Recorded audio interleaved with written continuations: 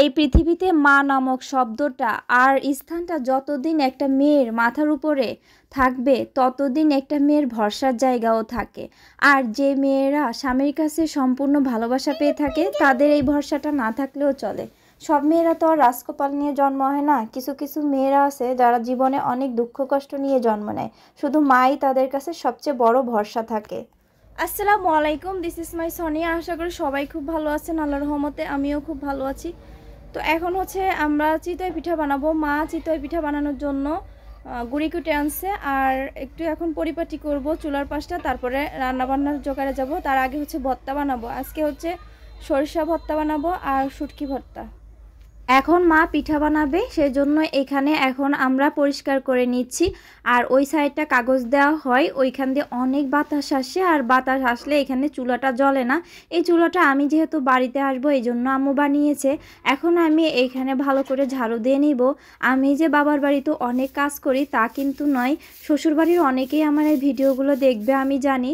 তারা হয়তো ভাবে বাবার বাড়িতে এসে আমি কাজ করি, খুব একটা বেশি কাজ করি না, যতটুকু কাজ করলে মা হেল্প ততটুকু কাজই আমি করি। যেহেতু ভাবিরা বাড়িতে নাই তাই আমি কাজগুলো করছি। তো এখন আমি এখানে ভালো করে ঝাড়ু দিয়ে নিচ্ছি। গ্রামের বাড়িতে রান্না করার আগে চুলার পাশটা এভাবে ঝাড়ু দিয়ে পরিষ্কার করে নিতে হয়, আর চুলাটাও ভালো করে পরিষ্কার করে নিতে হয়। এতে হয় কি, রান্না করার আগ্রহটা বাড়ে, আর রান্না করতে গেলেও মন মানসিকতা ভালো থাকে, রান্না করতেও ভালো লাগে। আমি এখানে শুটকিগুলো ভিজিয়ে নিয়েছি, আর এই শুটকিগুলো কিন্তু আমাদের নদী থেকে মাছগুলো ধরেছিল আমার বাবা, আর সেই মাছগুলো আমরা রোদে দিয়ে শুটকি বানিয়েছি। এখানে অনেকগুলো ধনেপাতা নিয়েছি, আর এখানে এখন সরিষা নিয়ে নিয়েছি। সরিষাগুলোকে ভালো করে ভিজিয়ে রেখেছি। সরিষাগুলোর যে ময়লাগুলো আছে কাদা, সেগুলো যাতে চলে যায়, আমি যেহেতু ভর্তা বানাবো ভালো করে ধুয়ে নিতে হবে। এখানে আম্মু চিতই পিঠা বানানোর গোলা তৈরি করে নিচ্ছে, আর ভর্তা আইটেম বানানোর জন্য এখানে আমি ধনেপাতা আর রসুন পেঁয়াজ ভালো করে ধুয়ে নিয়েছি। চুলার জাল ধরিয়ে দিব, আর এখানে চুলার জাল ধরার জন্য প্রথমে পাতা দিয়ে দিয়েছি খড়ি, নাহলে তো চুলা ধরে না। এটা মাটির চুলা যেহেতু, আর মাটির চুলায় রান্নাবান্না করার মজাই আলাদা। এটাই রান্না করতে যতটা ভালো লাগে, খাবারটাও অনেক মজার হয়। শ্বশুরবাড়িতে যাওয়ার পরে আমি আগ্রহ করে খুব মজা করে রান্নাবান্না করতাম, আর খুবই যত্ন সহকারে রান্না করতাম। সেখান থেকেই কিন্তু আমার রান্নাবান্না শেখা। আর আমি গ্রামের বাড়িতে আসার পরে আমার বাবা আমার রান্না যেহেতু অনেক পছন্দ করে, তাই আমি কখনোই রান্না করতে ভুলি না। আমি আসলেই নিজে ইচ্ছাতেই রান্না করি।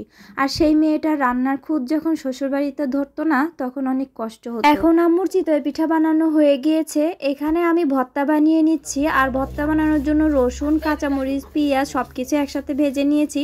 আর চিংড়ি মাছের এই ভর্তাটা এত মজা হয়, আর চিতই পিঠাতে খেতেও অনেক মজা লাগে। তো এর ফাঁকে আমি সরিষা ভর্তাটাও বানিয়ে নিয়েছি। ভিডিওটা তেমন করতে পারিনি, আলিশা যেহেতু অনেক দৌড়াদৌড়ি করে অনেক দুষ্টামি করে, ওর জন্য কিন্তু ভিডিও করা অনেক টাফ, আর ভিডিও এডিট করাও কিন্তু অনেক টাফ। আর এই ভিডিওগুলো কিন্তু এখন আস্তে আস্তে দেওয়া হচ্ছে। তো ভিডিওটা কেমন হয়েছে জানাবেন।